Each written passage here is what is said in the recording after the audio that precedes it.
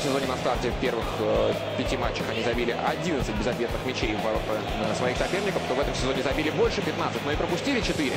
Опасная атака, и здорово играет Серхио Агуэро. Это 10-й мяч в нынешнем сезоне для аргентинца. А 10 минут еще даже не прошло с начала этой встречи.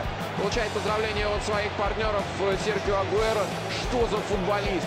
Но он все равно выходит и реализовывает первый же свой момент. Он, по-моему, даже мяча не касался еще в этой встрече. И здесь раз одним движением по тротуару. На партнера не прошла, Добралович набегал. Но еще раз Йоренте, и на этот раз гол.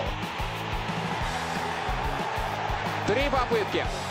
3 попытки дали испанскому форварду, и он отвечает столь же...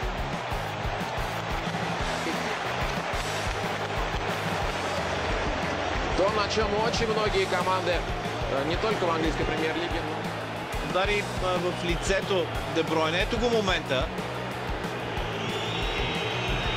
Сериозна застилка за аржентинеца.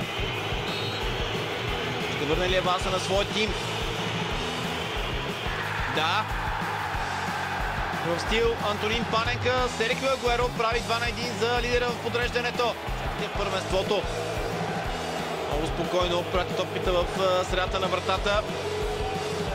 Фабиански очакваше нещо по-различно. Се намесва Бритън.